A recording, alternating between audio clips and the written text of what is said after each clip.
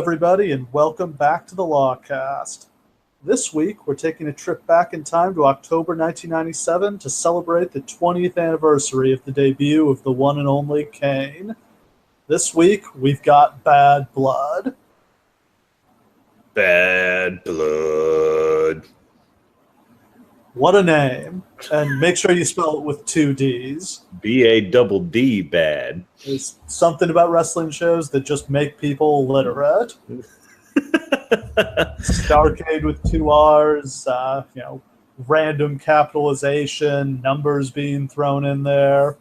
I always kind of like this event name, though. Like, of all the weird-ass event names that they come up with, I like the ones that sound like it would actually describes the pay-per-view, like, oh, hey, these two guys have bad blood. Let's just call it Badd Blood. And there'll be a lot of blood spilled in this one. Yeah, there will. This is a good name to me. I mean, I understand why they no longer use it, because they no longer have blood, and they probably don't want to call attention to that. But yeah, alliteration, and I mean, they went a little heavy on, masochism in this era in terms of names, No Mercy, Unforgiven, Armageddon, etc., etc. But yeah, I've always been a fan of this one. And don't forget about the best one ever, Taboo Tuesday. It was very taboo. It was. That's why nobody bought it. Yes, exactly. Because who the fuck wants to watch a pay-per-view on a Tuesday night? Fucking not me. No. And to add to that, I've never understood why they do the pay-per-views on Sundays instead of Saturdays. I guess it's because boxing and UFC are traditionally on Saturday, but I've always thought Saturday was a better night than Sunday for a pay-per-view. I'd say they used to do some on Monday, didn't they? Yeah, the early days, SummerSlam was always on a Monday. Survivor Series would be on Thanksgiving. I think the first WrestleMania was on a Sunday, but then I think WrestleMania 2 was on like a Tuesday. I mean, honestly, I think they could put WrestleMania on Wednesday at 1 o'clock in the afternoon, and people are going to fucking buy WrestleMania. So it just kind of depends on how much people actually want to see your product. Yeah. More important than anything else. If you have something people want to see, they'll find it. Yep. They'll pay for it. So this show is always special to me because if I'm remembering correctly, I think this was the first wrestling tape I ever rented. Course, wanted to see the Hell in a Cell match, which was the big attraction here. There's sort of a couple big legacies for this show. One is, of course, the first Hell in a Cell match in WWF history. We'll kind of get into the mystique and mythology behind that in a bit. But I think more importantly is the debut of Kane. A huge and seminal moment in WWF history. What do you think is Kane's legacy as a character, and what is Glenn Jacobs' legacy as a wrestler?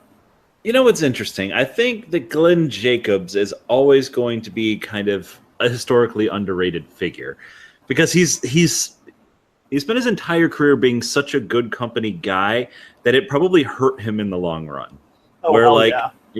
Like he could have pushed and politicked to get Kane to be somebody who actually won his feuds from time to time. Just occasionally. It's honestly, like, I think you can draw a direct parallel between him and, like, Bray Wyatt. Guys who are built up to look super strong a couple times a year, and then they always lose. So you never have faith in Kane, but even so, like, those moments where they're getting built as a monster, some of the coolest shit on the show. Every time. Yeah, I can... If we made a list of like the top 10 Kane moments, I think he would have a highlight tape on par with almost anybody because you can think of the unmasking, some of the huge returns. Remember 2000, the 10-man tag on Raw and the lights go out and Kane's back. When he returned, when the Un-Americans were going to burn the American flag.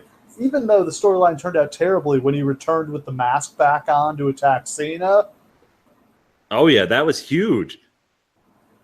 Yeah, to me, the legacy of Glenn Jacobs is like Iron Man. I mean, main evented pay-per-views in 1998 and 2015. There's not a ton of guys who main evented pay-per-views 17 years apart. And he never really took any time off in between. He never had any trouble. He was like the perfect upper mid-card company man. Yeah, I mean, I would say, if anything, too perfect, because he should have been more of an advocate for himself at times and said things like, "No, Triple H is not going to hump a corpse," or I mean, we could do an entire show on dumbass Kane storylines. "No, I'm not going to electrocute Shane McMahon's testicles." I think for him, for me, his legacy is always going to be a guy who fans desperately wanted to love and WWE never really let them. Yeah. Is like every time a new storyline would start with Kane, fans would be white hot, electric, ready to cheer him as a babyface or boo him as a heel. They didn't care. They wanted to care about Kane. And then every single storyline he ever had shat the bed at some point. They set up so many good things with him and never, ever delivered. It must be said, the run in 2003 where he takes the mask off. Oh, my God. That got me back into wrestling. I had stopped watching and, like, Kane's mask is off. Boom, I'm back. Yeah, that's like, we'll do that pay-per-view or that Raw or whatever sometime, because that's like a big moment in wrestling that people forget. But like for like 2 months, he's like the hottest heel they had since the peak of the Attitude Era. Like that's awesome. When he tombstoned Linda on the stage, that was an incredible moment. Yes, he turns on Rob, and the look on Rob Van Dam's face when he turns on it's genius. And then we could make this list goes on. Fake Kane. That was an incredibly intriguing idea, and it completely bombed. Is he alive or is he dead thing led to nothing. Putting the mask back on ended up, completely bombing. They had so many opportunities. The only thing I can think of that really, really delivered later in his career, Team Hell No was awesome in a totally different way, but the feud with Undertaker in 2010, where it turned out he was the one who had attacked The Undertaker, and then Paul Bear back with him, that was awesome. That's one of the best heel promos I've ever seen cut in my entire life. And you should go on YouTube and you should watch this right now. The one where Kane admits that he was the one who double-crossed The Undertaker, despite the fact that this feud had been played out 10 years prior to the fact that you would think there was nothing left for them to do.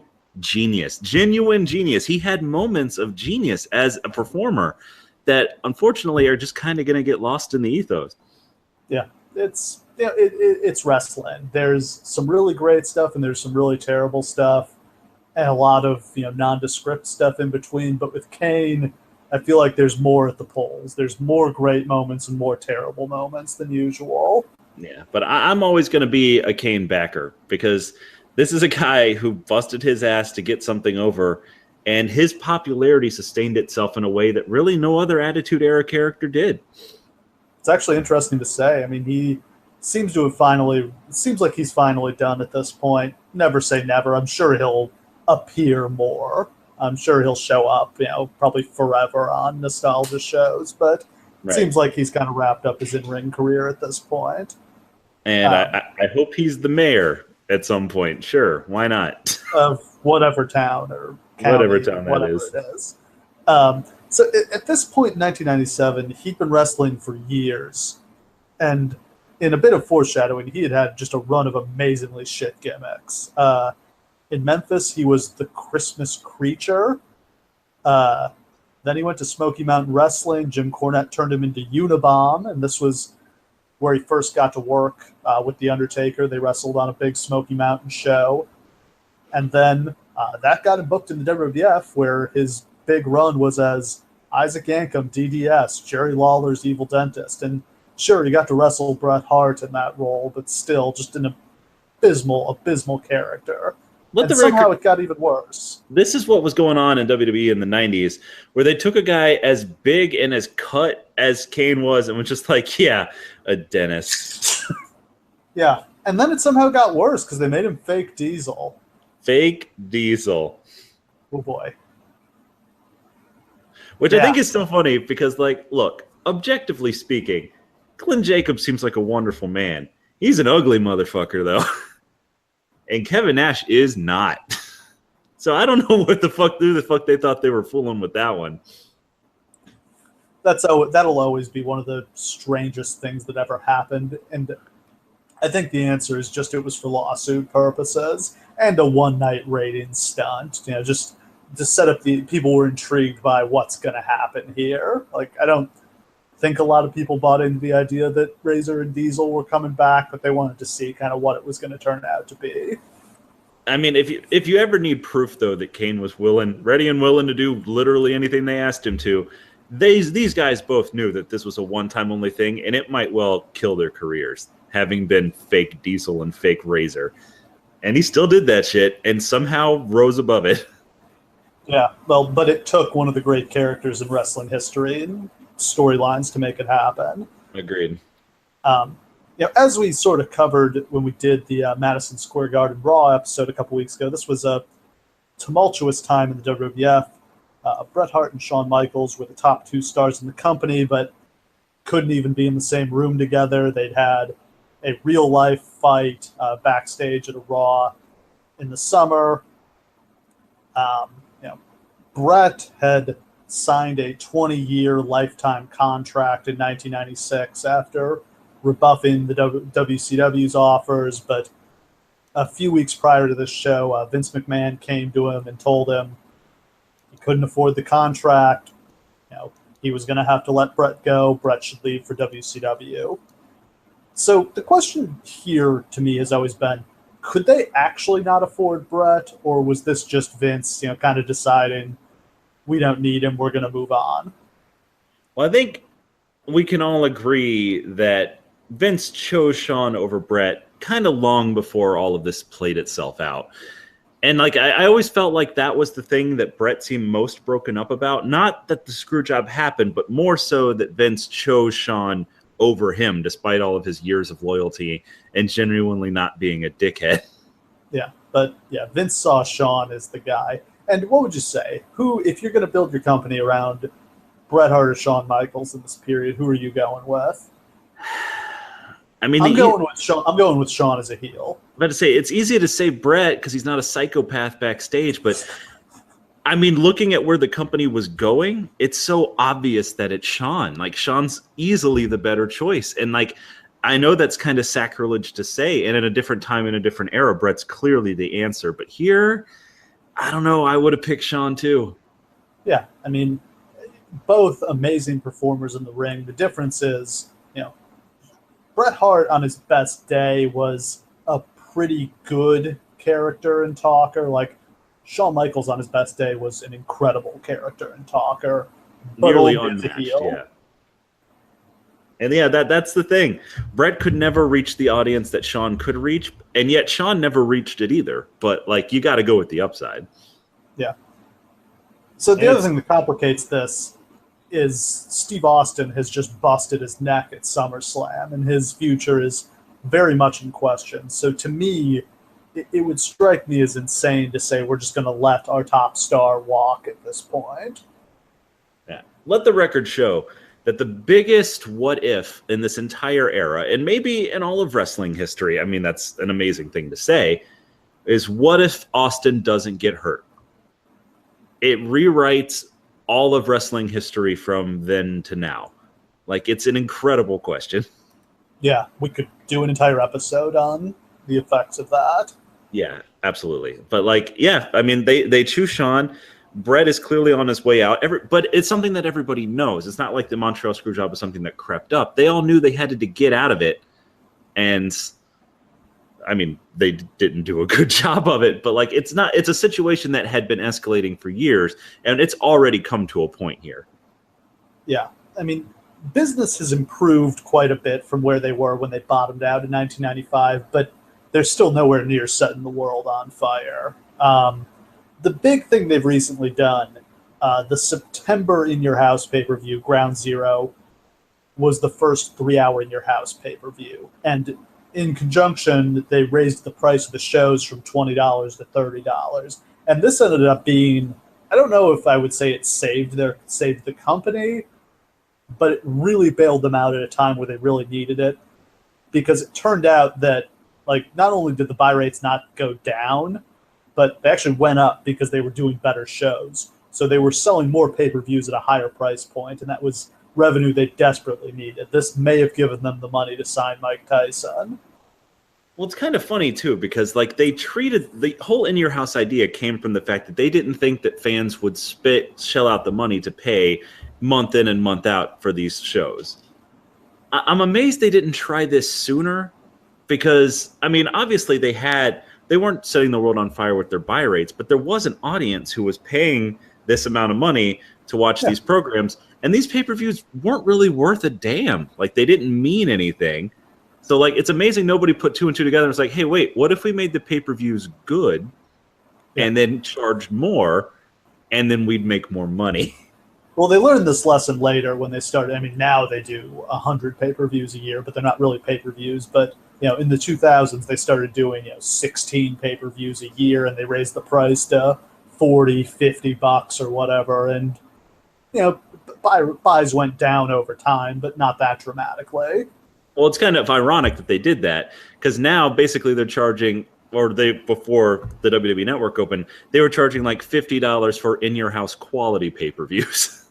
Just because they didn't have the quality of pay-per-view and they split the brands. So it's kind of like it went up, and only for that like 4-year period were you actually paying for the amount of product you were getting. Yeah. But there were 120,000 households who were going to buy whatever garbage they put out there, even Battleground 2013. I was one of them. Yeah, boy. And of course, Brian Pillman died the day of this show. We're just getting to that 20 minutes in. Yeah. I mean, this is really tragic.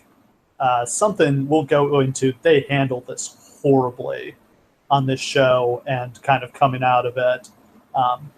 Pillman was found dead in his hotel room. He died of heart failure, not a drug overdose, as people tend to think, but it's understandable they think that because Vince McMahon on this show all but says that he died of a drug overdose without really knowing what happened.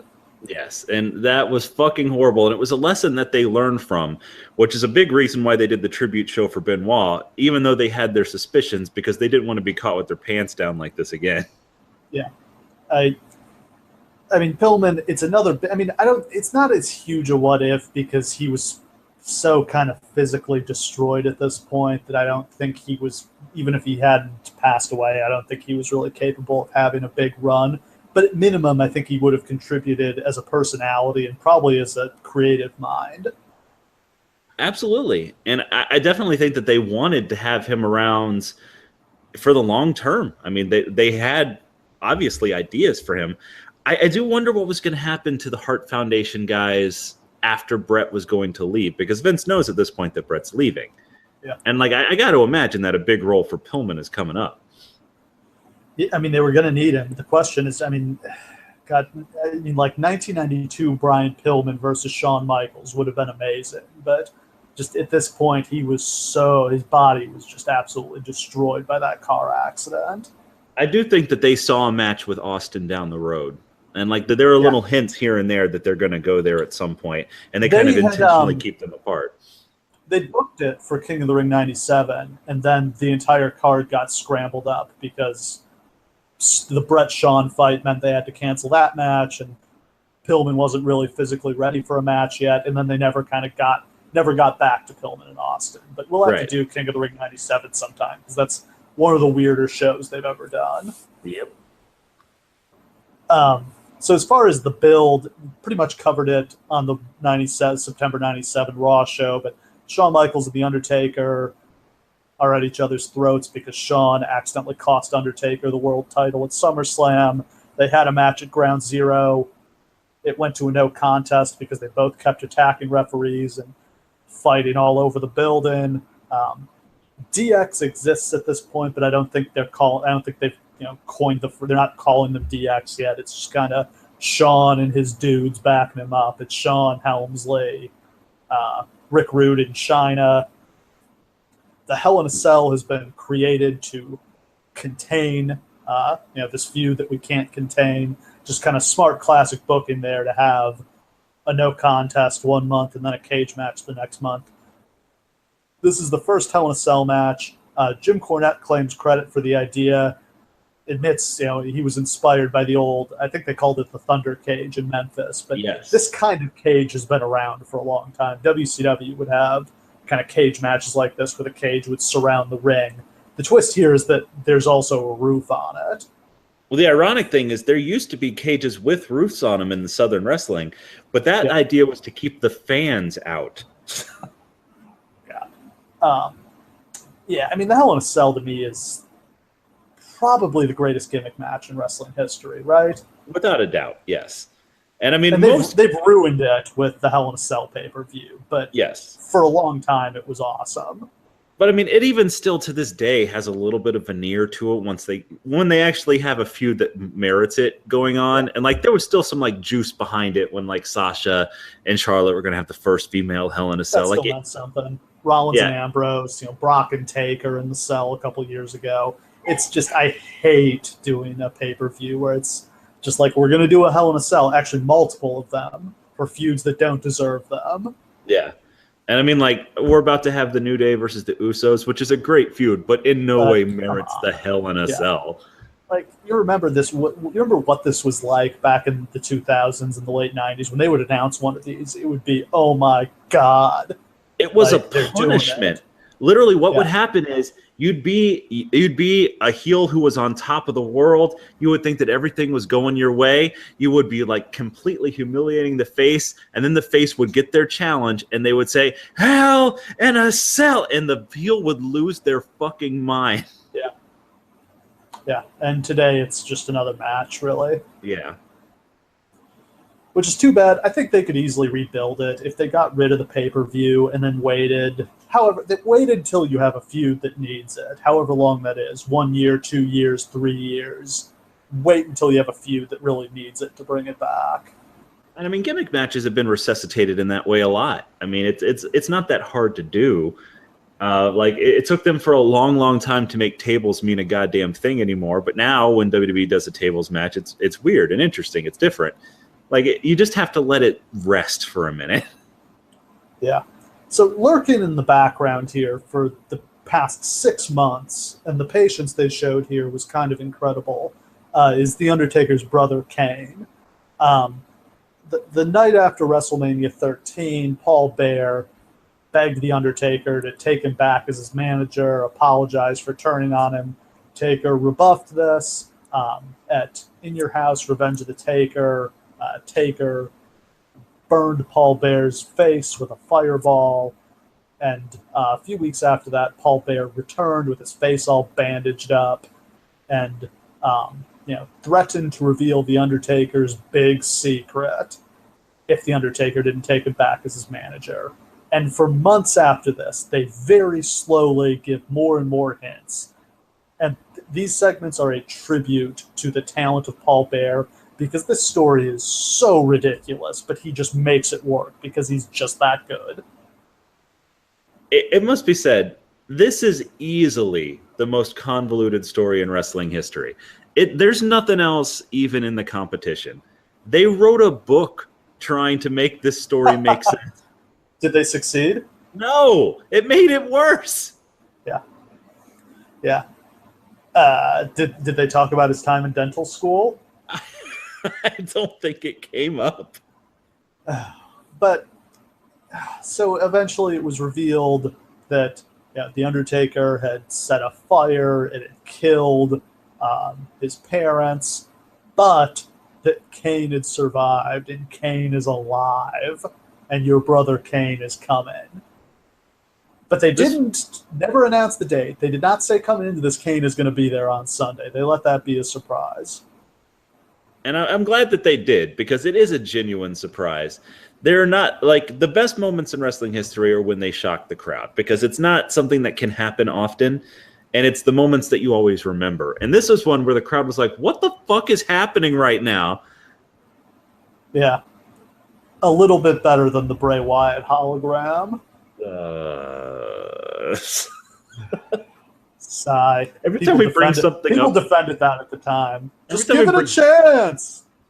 Every time we bring something up from the modern day, it's like, I swear there's good things too. There's probably are.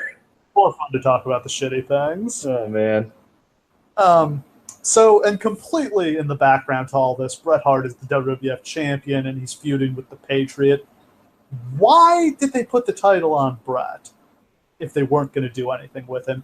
And why didn't they just take it off of him when they freed him up to go negotiate with WCW? Well, see, here's my question. Vince McMahon, at this point, has to know Bret is leaving. Okay? He told him a couple weeks before this. It was in September. Yes. Okay. And they probably made that decision a couple weeks before that, would be my guess. Vince McMahon is obviously building towards Shawn Bret. Yep.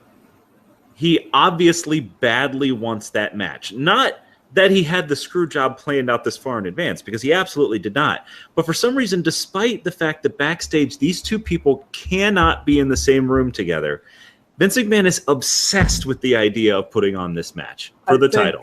Yeah, I think he was, even though he was telling Bret to leave, it sort of feels like he was going to make Bret eat some shit on his way out the door. He was going to have to do the job to the guy he hated. But also, they want Bret to put Shawn over on his way out, because Shawn is going to be the top guy with Bret gone, and Shawn can then pass that torch to Austin. Yeah, I mean, I can definitely get that, but at the same time, it seems obvious that it was never going to work out that way. And I'll always just wonder what exactly Vince McMahon was thinking, because it was never going to go that way. Bret was never just going to put him over.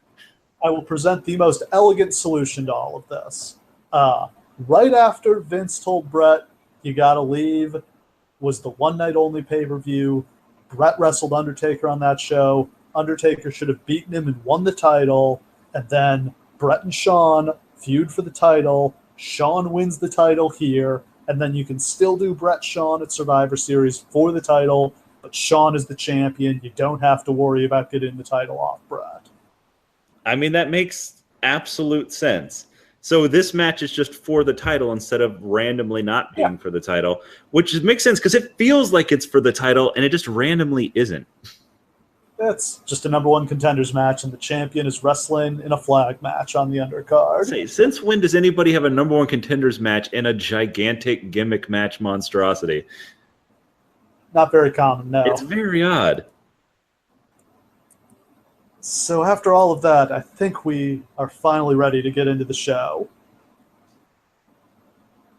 A lot of backstory to this one. Yep. It's October 5th, 1997. We're at the Kiel Center in St. Louis, Missouri. Sellout crowd, over 21,000 in attendance.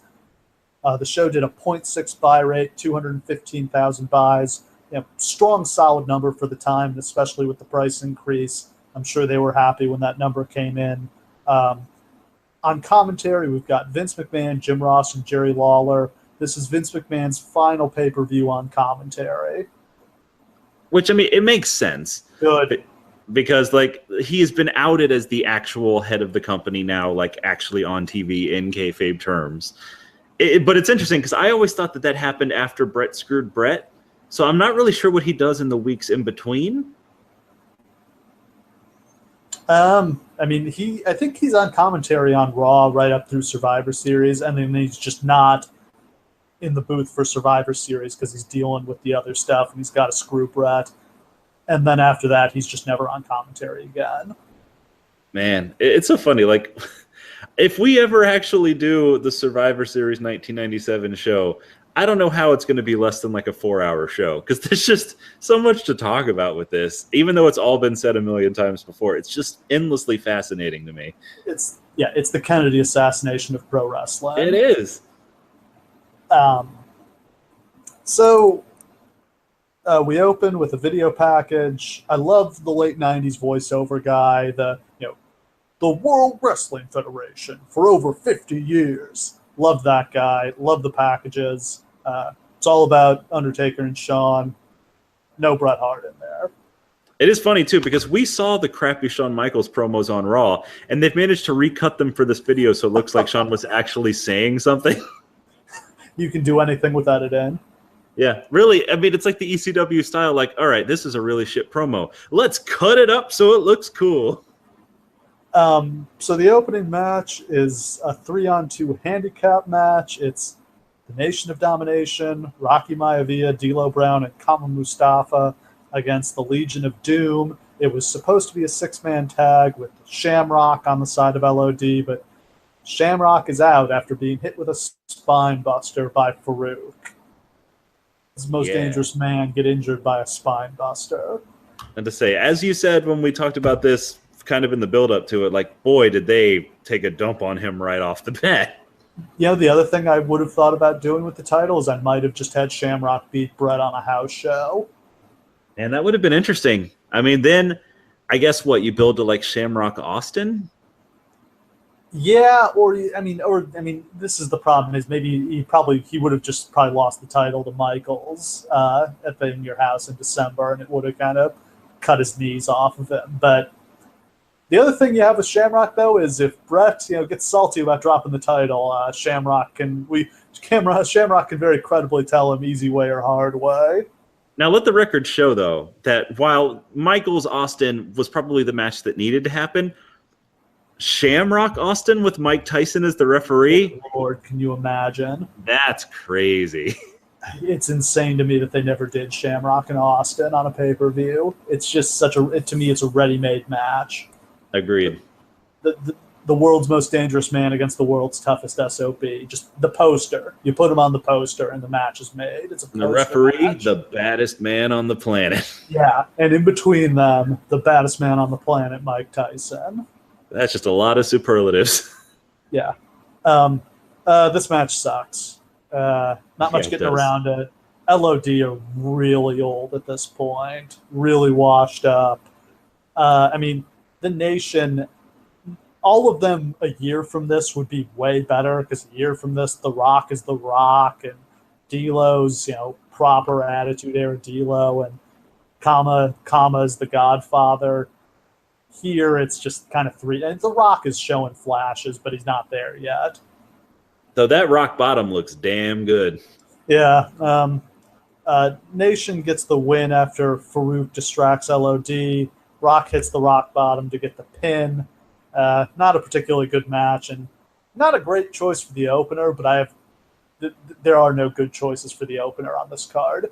Yeah, as we go through, just try and decide in your head what the opener should have been, because I can't fucking figure it out. Then they go to the booth where Vince announces Pillman's death. He doesn't really say anything here, just condolences to the family. We come back to it later, and that's where we get into. Didn't this open the show?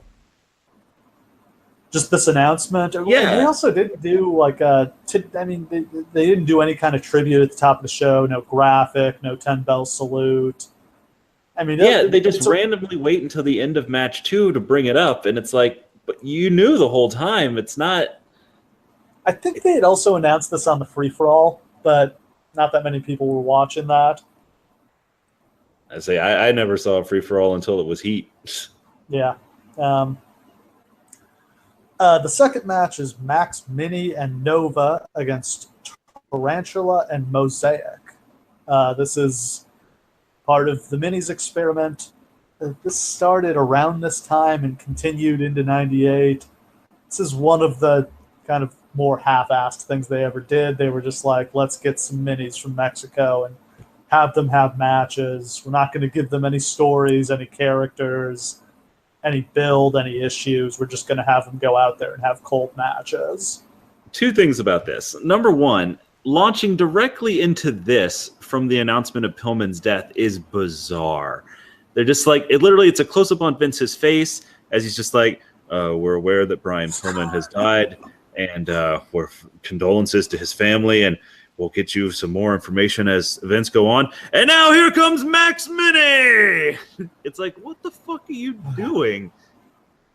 Second thing, They treat Max Mini like he's a star, and all of these other guys like they're fucking scrubs they dug up out of a dirt heap. Why did they think Max Mini was the star? Because he could do a kind of cool tilt-a-whirl head scissor. I mean, all of these guys did a great job here, I thought. I mean, I actually thought this was a well-worked match. It's just, it can't work. Wrestling isn't about a wrestling match. Like, people came here to see stories told to them, and they're not going to get that here. And literally, Vince is like silent on commentary for this whole match. So the entire 6 minutes, it's literally just Jerry the King Lawler making short jokes while JR yells at him. That's the whole commentary for this. But it's like, this is where you need the Mike Tenay figure to explain what the hell's going on, and they don't have that. Nope, they do not. They never did, really. No, it's the same problem they had with the light heavyweight division. Yeah, I mean, this isn't terrible, but it's just the crowd's dead. Who cares about this? Yeah. Max Mini pins Tarantula with a crucifix after 6 minutes. Just kind of fill in time here, which almost all of these matches are just kind of fill in time. I mean, so they had to cancel the Dude Love Pillman match, but that was probably only going to be a 10 or 12 minute match, and maybe 10 minutes of entrances, video packages, post-match shenanigans. So it wasn't going to take up that much time on this show. It's what you see on the show to me is just indicative of how thin they were at this point. They just didn't have a roster where they could put on a complete show. I agree. And I mean, we've seen this in the brand split era as well, where like you go back and you look at these mid cards and you're like, how exactly did they ever expect anyone to pay money for this crap? But the point is that if the main event is hot enough, it really doesn't fucking matter. Yeah, people buy a match. People buy a card for one show. I mean, that's how it works in boxing. They don't even promote the undercard fights in boxing. Right. And I mean, it can help, obviously. Like, if you have a stacked mid card and people know it's going to be good, obviously that'll make more people buy. But at the end of the day, I mean, of that 0.60, 0.59 are buying for the main event. Yeah. So Sunny comes out to be the guest ring announcer for the next match. I think we've covered this, but they just have nothing. They just aren't going to give her anything to do. She's going to model T-shirts, and she's going to do ring announcing, and that's the extent of their ideas for her. I think even to this day, WWE especially, but wrestling in general, has never really come up with anything for managers to do. Like, when they're not actively managing, it's just like, well, I guess you can, have these weird talk segments. It's like, no, like, let them be characters. Let them have backstage segments where they do stuff other than just directly, well, we got I guess, ring announcing. That's a talking position. Yeah, I just give her somebody to manage, whether it's putting her with Shawn or putting her with, I don't know, we could figure out something. Put her with, we could figure something out, but nothing for her to do. She announces this tag team championship match, the Headbangers defending against the Godwins. I completely forgot the Headbangers were the tag champions. I completely forgot also. I completely forgot the Godwins were still around at this point. Yeah, they're around into 98, but in 98 they're Southern Justice. Oh my God. And they're miserably shit here. Just horrible.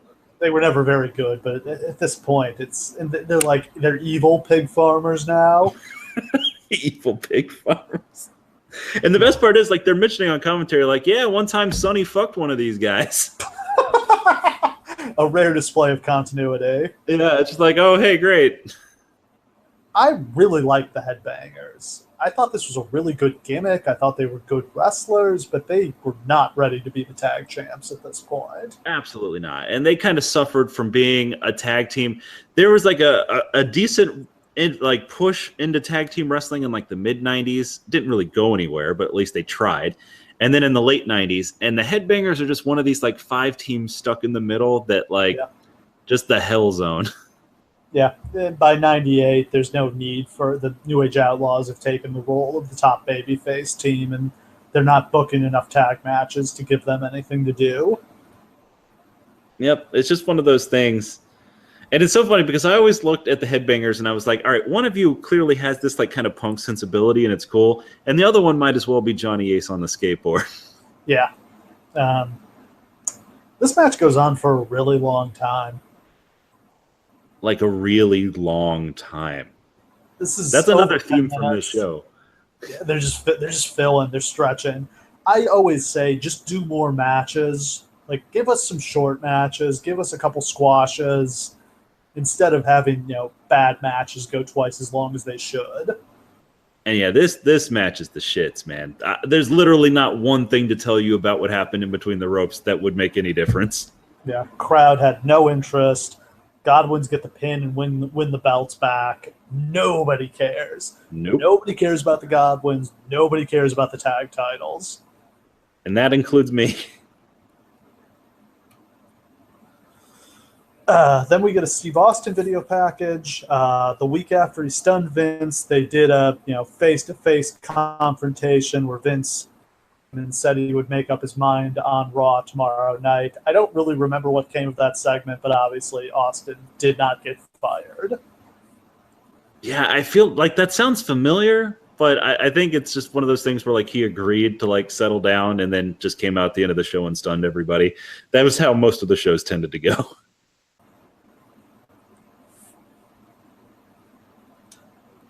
We get an Owen Hart promo. He demands that the WWF officials keep Austin away from him.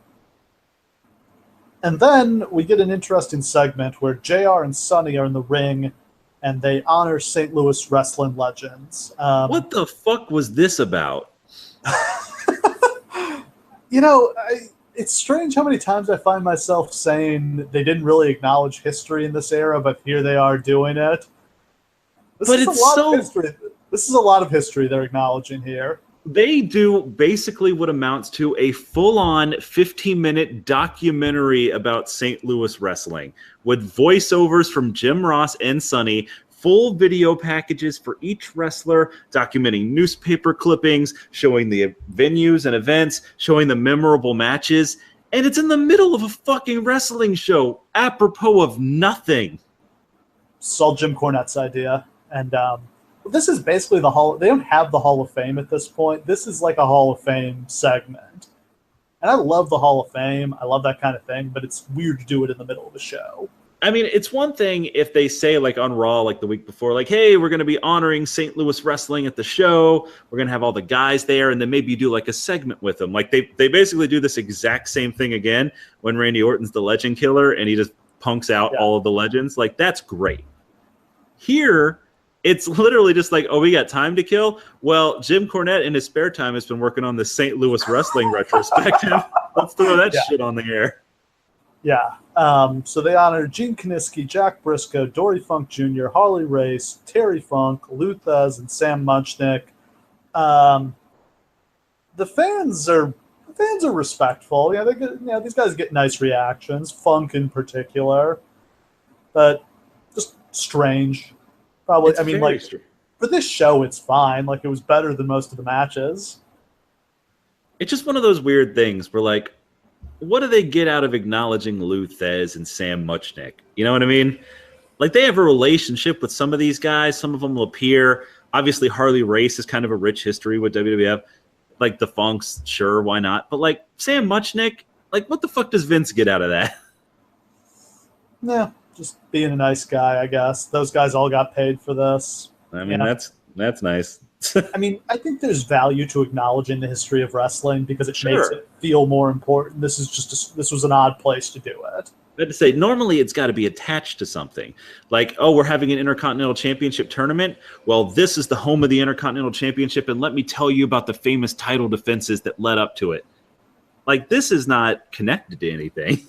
Yeah, something they did, and it wasn't the worst way to fill 10, 15 minutes on this terrible pay-per-view. I memean, honestly, I would be happy to listen to Sonny, like, just read me off documentary footage for a while. And I'm pretty sure if I go on for that if you want to. I'm pretty sure if I go on her Skype channel and give her some note cards, we can make that happen. Probably not the weirdest thing she's done on there. I don't even want to think about it. Then we go back to the announce desk, where Vince makes another statement on Pillman's death. He says it appears Pillman died of a drug overdose. And what was the tortured thing he said? It was like, as we know, drugs are a serious problem in many forms of entertainment. Yeah. It's just... Here's the thing. We all know that Brian Pillman was on drugs, right? Yes.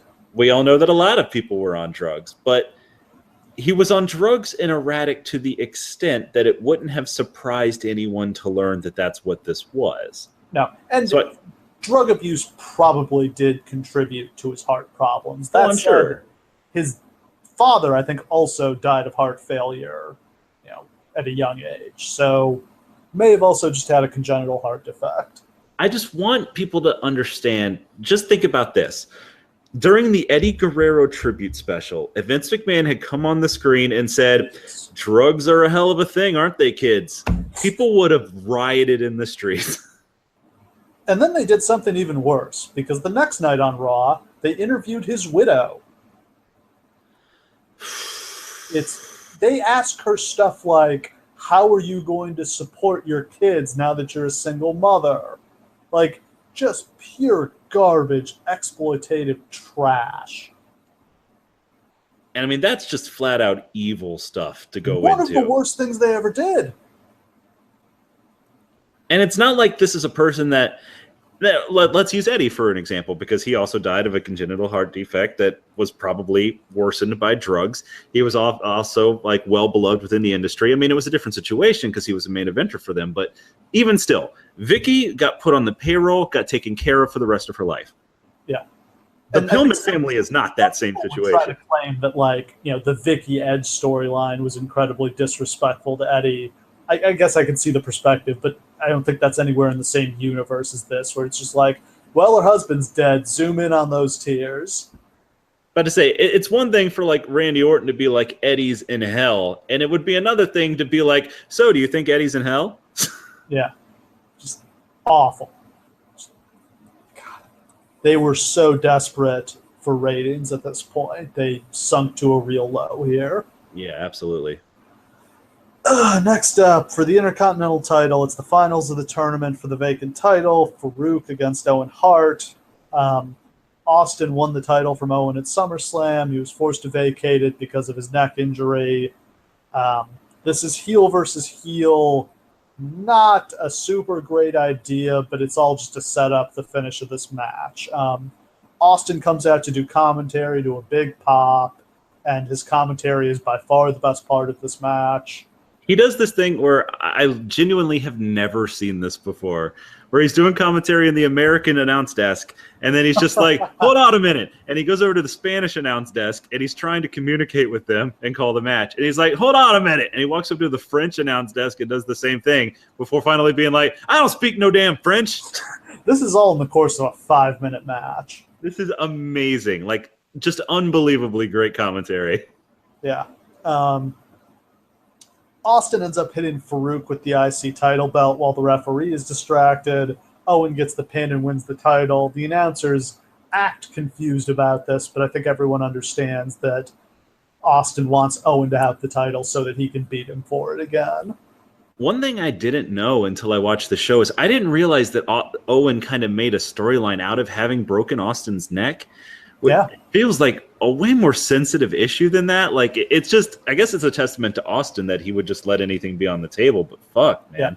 Yeah. There were bad feelings there. Like, Austin was mad at Owen, and rightfully so, because that pile driver he did was incredibly dangerous. Like, I've never seen anyone do a pile driver like that, and there's a good reason for it. I've seen it once in Japan, which ended with the same result, and I saw Owen do it one other time, which was safe but looked bad. So it's just, Yeah, I mean, Austin and Owen never made up before Owen's death. But yeah, he apparently, seemingly signed off on the whole, Owen 316 says I just broke your neck. Fuck, that's harsh. Yeah. Next up, we've got the Disciples of Apocalypse against Los Boricuas. This is the part where we got to talk about racism. Yeah, okay. So the feud is, we've got a 3-way feud between a white biker gang, some Puerto Ricans, and some black guys. And that's the whole feud. And it goes for a year. See, this is one of those things about wrestling, like when they decide, wrestling writers, that drives me crazy every single time. The heightened reality is something that's very valuable in wrestling. You create your own reality, your own fiction within this world, and then you treat it like it's real, and you can shoot on it, and you can do all this stuff with it. But the problem is that when you dredge up things that are actually real, that when you're just like, hey, what's going on in the news today? Well, there's a lot of gang warfare in the streets. I know, let's put that on television. Then you've destroyed the escapism that this is meant to have.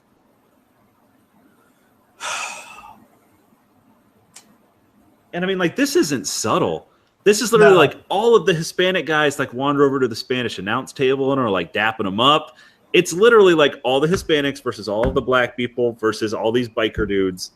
The biker dudes are really over too. Like the crowd pops big for DOA, and I don't think there's any question like what's up here. And it would make it better if there were any black people in this company other than Ahmed Johnson who weren't in the Nation. If there were any Hispanic people who weren't in Los Boricuas, you know what I mean? Like, yeah. It's all the black and Hispanic people are these heel gangs. Yeah, these matches were fucking horrible. This is another plotting, terrible match on this show. I mean, you got the Harris brothers with their fucking Nazi tattoos. I can't believe this happened. Yes. Yeah, I can actually, because it's just more exploitation. I can too, and I've always wanted to make believe in my mind that this was like a Vince Russo idea, but I don't know. This honestly just seems like the kind of stupid crap that WWE was coming up with at the time. Just like, oh, what's reality? I know, gang warfare. Let's go for it. Yeah, either Russo saw like a 60-minute segment on prison gangs, or I would speculate that maybe he was a big fan of Oz on HBO, because that's what this really reminds me of. Mm-hmm. But yeah, one way or the other, it's just kind of, or he was watching fucking Jerry Springer and they had on, Nazis and Nation of Islam guys and had them fight or something. Because basically, yeah, Russo's version of wrestling is Jerry Springer. That's where they got most of their storylines, that's for sure. Yeah. Not good here. Bad match. And just apart from the offensive aspect to this, these are some shit workers. All of them. Except like The Rock and D'Lo. This is all garbage. Crush pins Jesus Castillo with a swinging back breaker. And this feud continues for another 6 months after this. Sigh. Next, we get interviews with Bret and British Bulldog, and then Vader and Patriot. Vader says that Bret calling himself the best there is, the best there was, the best there ever will be is bullshit, and Vince apologizes for Vader's language. Man, I don't know what it was about that tickled me. Probably the fact that Vader was probably not supposed to say bullshit there. I would have to believe so. My favorite was the Patriot just chilling in the back. The Patriot is ostensibly like a pseudo main eventer at this point. Like, he's in the title feud with Bret. He wrestled Bret for the title last month at Ground Zero and lost. He may as well not exist. Like, he's not even here. Why didn't they just do Bret against Vader here? That would have been cool. I mean, it would have. Hopefully not in a flag match. No. This match is highly disrespectful to the American flag. Let's just let this record show right now. We talked about the greatest gimmick match of all time, which is Hell in a Cell. There are some great gimmick matches out there, and there are some garbage gimmick matches out there. This is the worst gimmick match, and it's not close. It's way down there. Has there ever been a good flag match? Fuck no, there's never been a good flag match. Like, I can't even conceive of what that would look like. I think there was a good one on Raw this year. It was like Austin and Undertaker and Dude Love against the Hart Foundation or something like that. Or maybe I imagined this. And not only, like, this is one of the things that we always make fun of Vince Russo for, but he has such an affinity for the flag match that he started putting shit other than flags up there. Like, literally, he'd just be like, well, not a flag, but what if it's like a pink slip? What if they have to grab a pink slip? What if it's Viagra? What if it's a framed picture of Scott Hall? What if it's Judy Bagwell? What if it is Judy Bagwell? She's on a forklift. Yeah. This match is 28 minutes long. Fuck. Yeah, it's a baton death march. It's not a bad match. It's just this match should be like 15 minutes, maybe 12. I mean, this is a TV match, right? Like, this is like a main event of Raw. Not a particularly good one either. Right. It's just like a way to get to whatever the main event is between like Bret and Vader or whatever. It's like a particularly, like, it's something that you build a quarter hour towards. This is not a fucking pay-per-view match, and it is fucking garbage, honestly. Like, I hated every minute of it. Like, Vader playing babyface at this point in his career is an embarrassment. What are they all thinking? Bret is thinking, God, I can't wait to get to WCW. Yep. Bulldog is thinking, fuck me, I could be in the NWO right now. Fuck me. Vader, I don't know. What is Vader thinking? Can't wait to go get me a cheeseburger. Yeah. Vader is thinking about how he thought he was going to main event WrestleMania when he came to the WWF. And the Patriots thinking, God, I hope they don't unmask me. I'm an ugly motherfucker. Yeah, this is basically the Patriots' last match. I don't know if he hurts his knee in this match or if it's right after this, but he's gone. Like, his career's over after this. Man, that's so funny. Like, they brought him in. Like, he's wrestling the world champ. Like, this is one of their bigger follies, and like they got bailed out with the fact that he got hurt because I think Vince was probably going to keep trying to push him. Yeah, and let's be clear, this was never going to work. They were trying to push the Patriot in the middle of the Attitude Era. That's how much they did not realize they were in the middle of the Attitude Era yet. This is how tone deaf Vince McMahon can be. I mean, I think what we've seen with Roman Reigns for 4 years now is sometimes Vince just doesn't get it, and he's stubborn as hell. Yeah, sometimes he just doesn't fucking want to get it. He's just like, no, fuck it. No, I'm just going to keep doing me. I'm Vince. And Vince will always think that the guy waving the American flag is the good guy, no matter what. And I mean, that's one of those things that's never going to change until the man dies, you know? Steve Austin never waved the American flag that I can remember. I'm sure he did in his later days when he only came out for beer bashes and such, but sure, not active Steve, no. Bret and Bulldog win because Bret roll. Oh, I forgot to mention the rules. You win by pinfall, submission, or retrieving your flag. So yes, this match doesn't end with the flag being retrieved. Yeah, what the fuck? Like, why even bother to go for the flag? Like, there's literally one point where Vader climbs up on the top rope, and it looks like he's going for the flag, and the announcers are all genuinely puzzled. Like, what? Why? You're not gonna get it, Vader. What are you doing? And then he does a moonsault and lands on his fucking feet. Remember when we talked about how insane it was for Muda to do that? Yes. And here we've got a 400-pound guy doing it in the middle of this garbage match on this terrible pay-per-view. He is destroying his knees. And nobody even sells it. They're just like, oh, hey, there's a Vader getting out of that one. Like, what are you talking about? That's impossible. Yeah. And then Jim Ross goes back to shitting on Vader for being fat and lacking motivation. God, he hated Vader.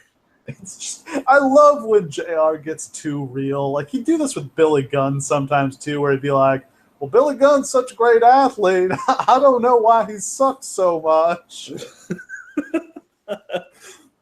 Yeah, like, this is head coach Jim Ross coming out and just burying a guy on the air.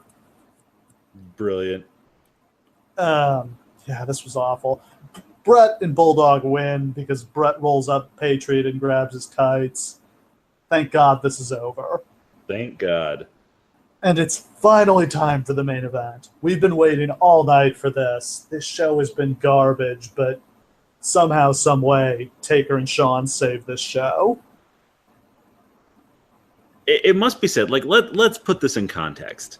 This match got 5 stars from Dave Meltzer, and depending on who you are, you might put more or less credibility in terms of Dave Meltzer's star ratings. God knows, I don't really give a shit what Dave Meltzer rates his matches. I don't like the same kind of matches that Dave Meltzer does, so I don't really care. But that said, it is kind of the standard by which we judge these things, and it's important when a match gets 5 stars because not many matches have. This was the last match in the WWF to get 5 stars until 2011. Yeah. That's crazy. Yeah, and the one before this would have been the Steamboat Savage, and maybe Bret and Davey, maybe Shawn and Razor in the ladder match, but there had not been a lot of them. I think until 2011, only 4 matches in the U.S. had gotten 5 stars. I think it goes this one, and then I think Halloween Havoc. The Steamboat Flair matches. No, that one did. I'm just talking about Shawn Michaels Undertaker and after that. So like it goes from this, it goes Eddie and Ray at Halloween Havoc 98. Was it? No, Halloween Havoc 97. That had happened right before this. Okay, so that's like the same month basically. And then it won't be another one until Samoa Joe versus CM Punk 2 in Ring of Honor. And then it won't be another one until the Dragon Gate 6-man at Ring of Honor like 4 years after that. And then not another one until John Cena CM Punk. Like that's how infrequently it happens.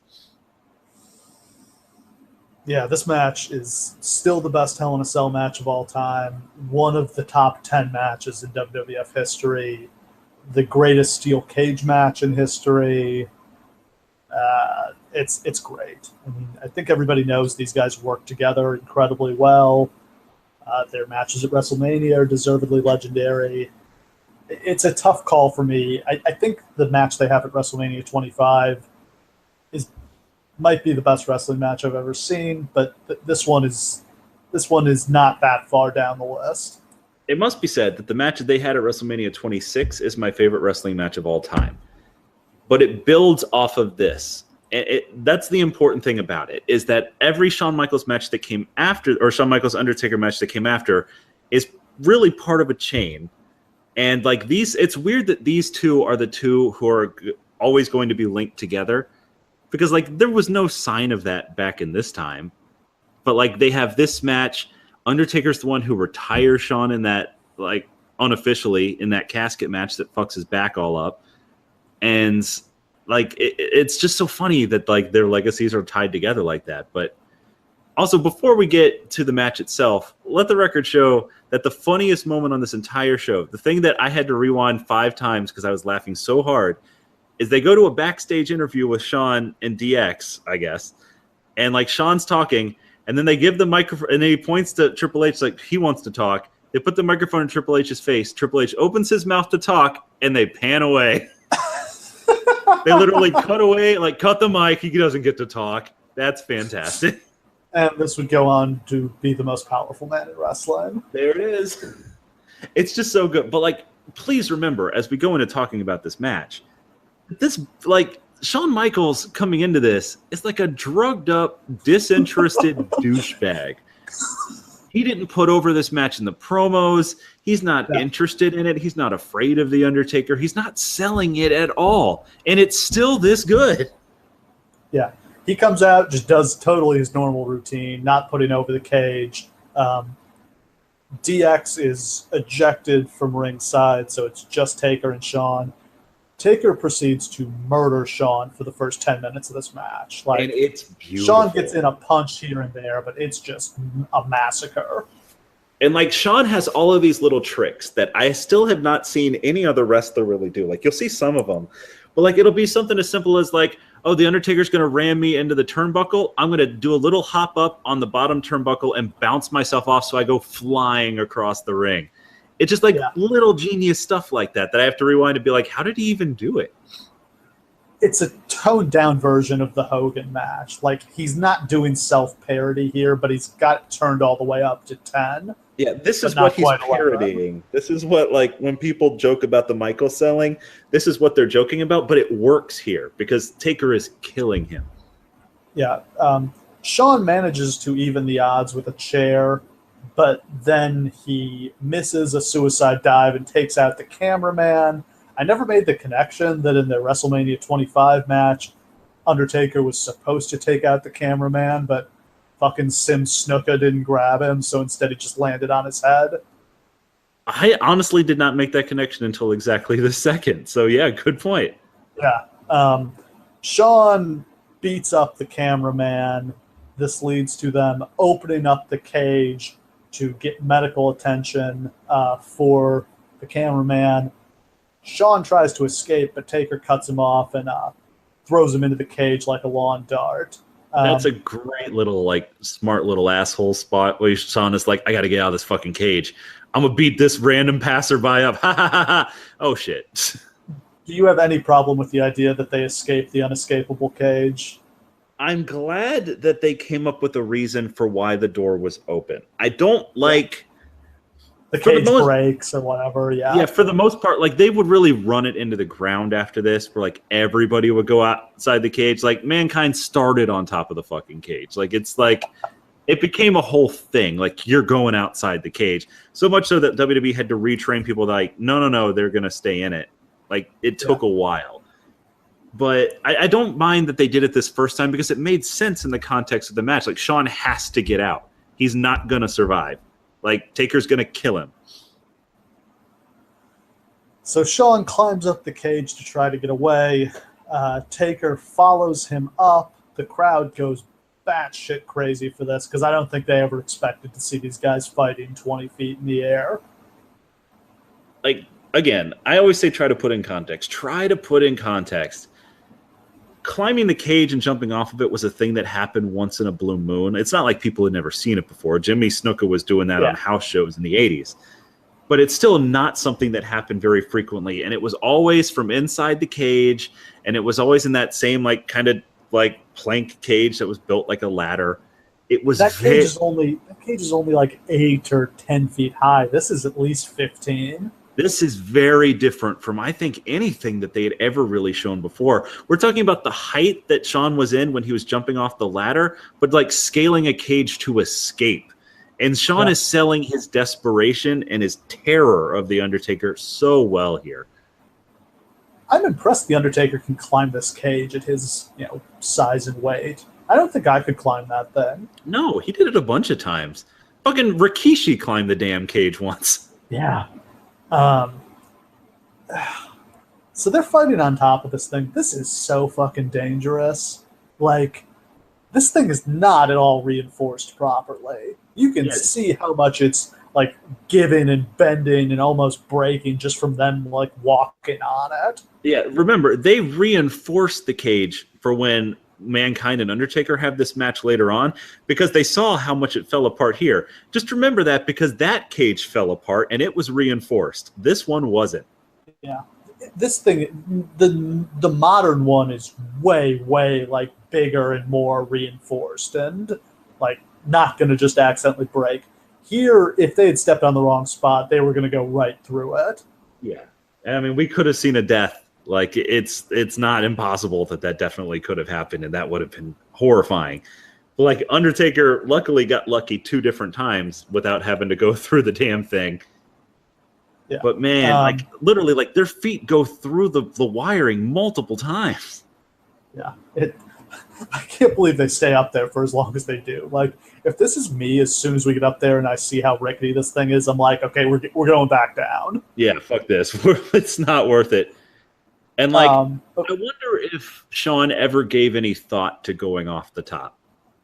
Like, I can't imagine he would be that stupid. But, like, they go up there, and he's going through that table. So I wonder if at any point in his head he's just like, maybe. You mean go through it? No, I mean, like, jump off the top of the cell or, like, get thrown off the top. Yeah, I mean, the bump he takes is way more controlled than the one Mankind. Like, it's still rough because he's still falling 16 feet through a table, but he's on the side and he lets go and he falls and he still gains speed at kind of a terrifying rate, and there's no crash pad there, but he can see where he's going and control himself and kind of. They know how to fall, as Jim Ross would, sort of mockingly say in the later match. But it's still a very dangerous bump. Like, if he misses this table, he's going to be really fucked up. Yeah. The thing that really bothers me about the famous Mick Foley cell throw is that it completely undermines this one. Like, nobody remembers this now. Like, where Shawn Michaels falls off the Hell in a Cell through the table. But it was incredible. And, I mean, the Foley thing, it's ruined everything that came since because it's untoppable. Like, when Foley did his, off the side of the cage bump at No Way Out 2000, didn't really matter. When Rikishi got thrown into the back of a flatbed truck, people didn't really care, When Even Ambrose... Yeah, even Shane's. He jumped off the shit, and it's higher now than it was before. It's way higher now. It's at least 20 feet tall now. And even that, it just doesn't compare. Like, there's nothing like that one. Yeah. So they go back into the cage.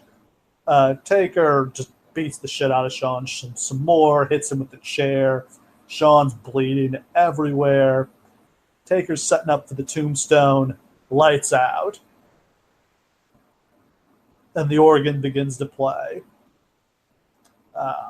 We don't actually get Kane's pyro here, do we? I don't think so, no. We just get the red light. Yeah, I don't think the stage was big enough for that here. But Kane and Paul Bearer emerge from the back. Vince McMahon, famous line, "That's gotta be Kane."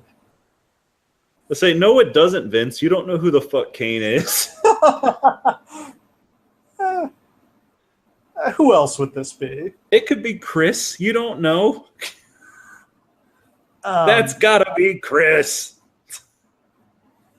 Kane walks down, rips the door off the cage. Amazing visual. This was also Cornette's idea. He got this from Doug Furness's debut in Continental Wrestling, where he ripped the door off of the Salad steel cage.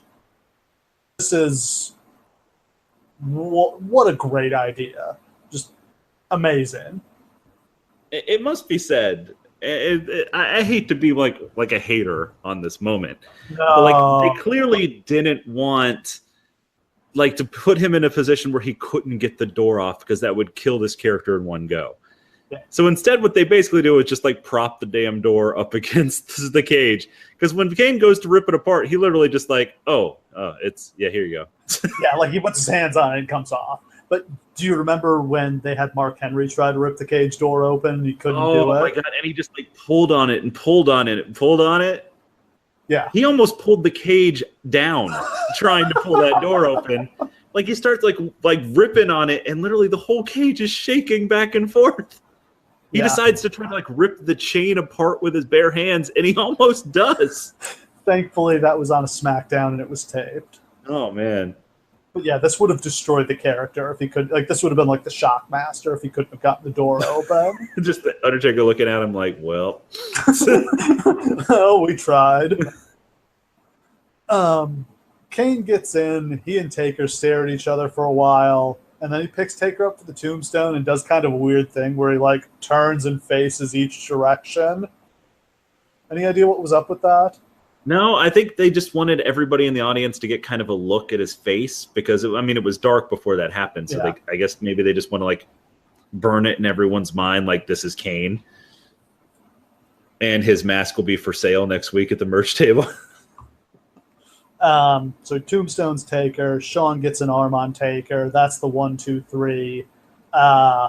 Just a brilliant match. It reminds me of the War Games match we talked about last week at Fall Brawl 96, but with much better wrestling, to include a just perfectly told story. Right. My only nitpick here, and it is literally the slightest of nitpicks, is that I wish this wasn't the first Hell in a Cell match. I wish they had done a couple of these first and kind of established that nobody ever gets out. Yeah. Nobody ever gets in. And then you have this one where not only does Shawn get out, but Kane rips his way in, and that's awesome. Here they basically sell out the entire concept for one perfect match. And then after that, it can never be this good again. Because they've already done all the stunts you can do, Yeah, this is why Foley felt compelled to almost kill himself at King of the Ring 98 was he couldn't. He was just thinking about. He's we can't possibly have a better match or a match that even remotely compares to the last one. Yeah, so I'm gonna have to die for my sins. This match was unfollowable. It genuinely was. This could have been the only Hell in a Cell match ever, and I think that would have been better if it was. Honestly.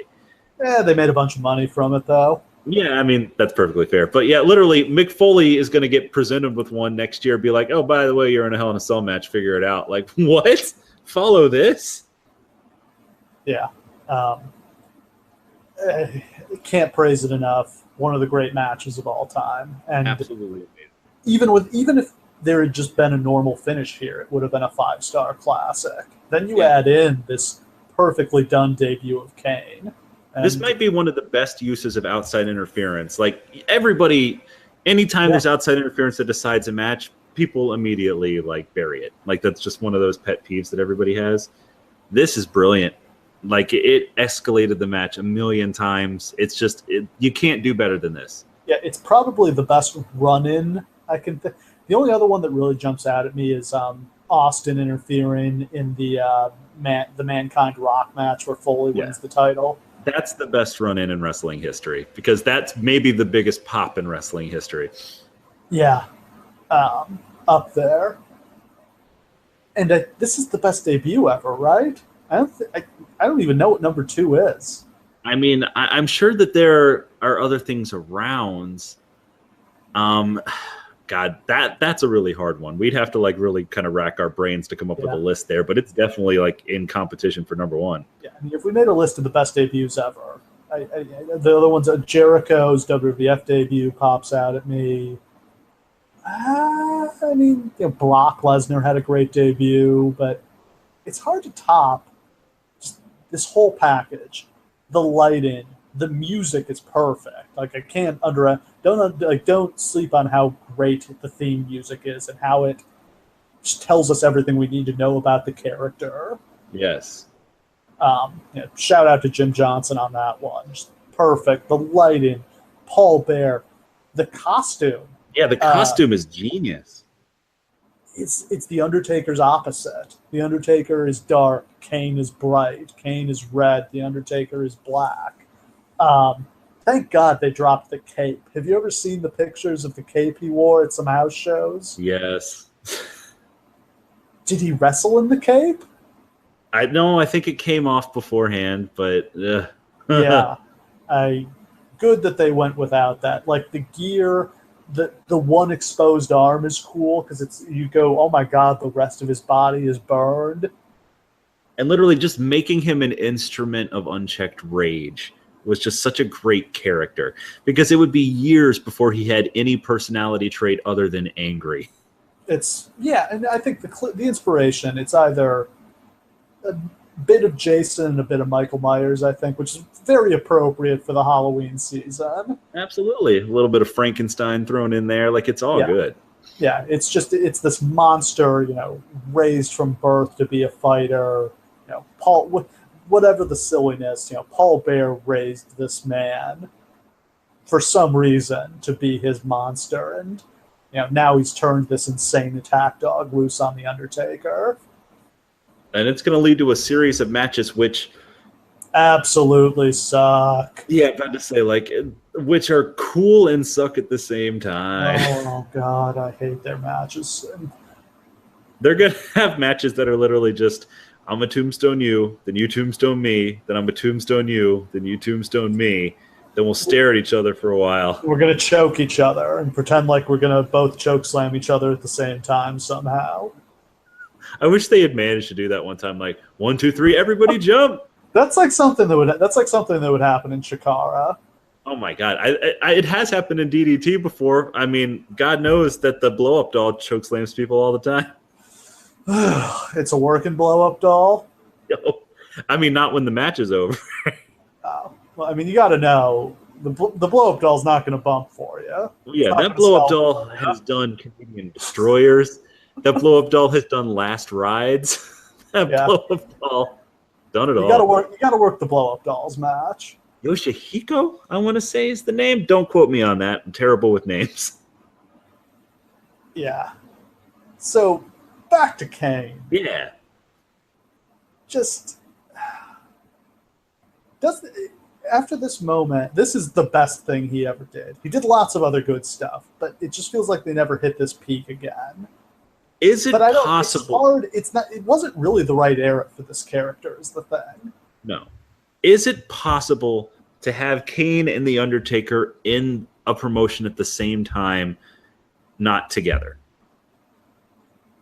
I guess that's the stumbling block the writers always fell on. Like, we have exactly 2 supernatural characters.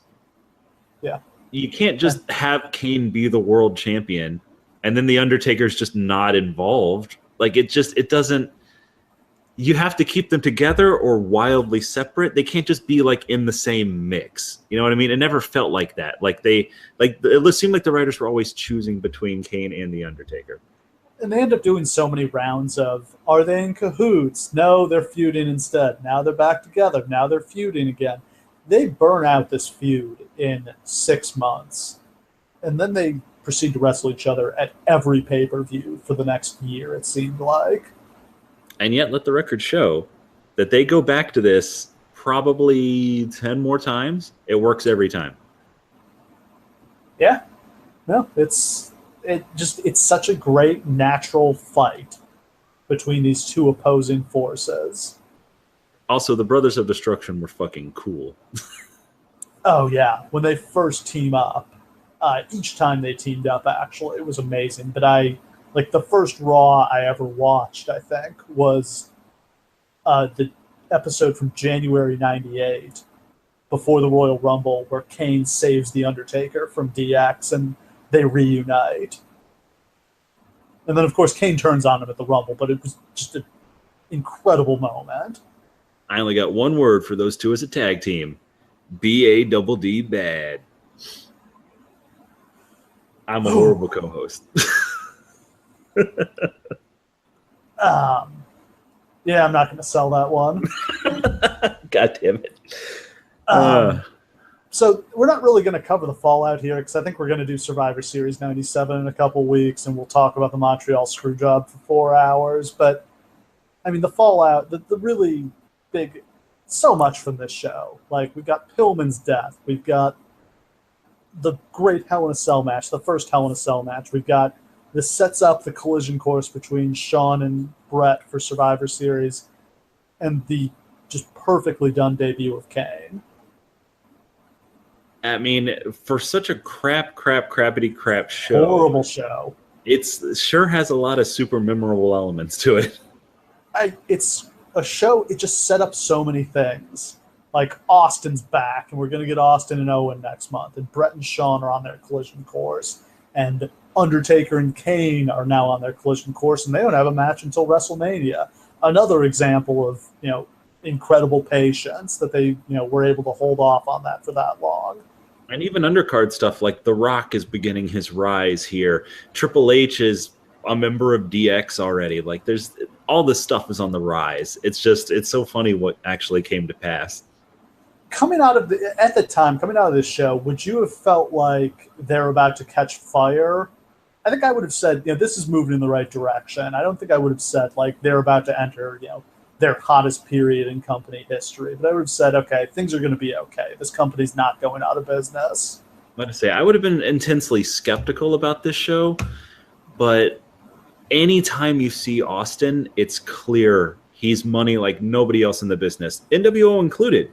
Like, he's special. Like, he just radiates it. I've never seen any star in any walk of any wrestling company of any era that just made it so clear, like, this guy is different. Yeah, it reminds me of Bischoff's philosophy was because he had Hogan, he could never lose. And he was almost right about that, except the only guy who could beat Hogan was Austin. Yeah. Like, he was just a different kind of Hogan. And like I said, if he could have had Hogan's longevity, how might we talk differently about this wrestling industry today? Exactly. So I think that wraps us up for this show. Don't watch this. It's trash. I can't believe there's anyone listening to this who hasn't seen this match. If you haven't seen this Hell in a Cell match by some insane reason, go watch it, because one of the best matches ever. But the rest of this show is completely forgettable. Agreed. So I think that wraps us up for this one. Next week, in the celebration of the Halloween season, we're going to take a look at WCW Halloween Havoc 1991 for one reason and one reason only, and that's taking a trip to the Chamber of Horrors.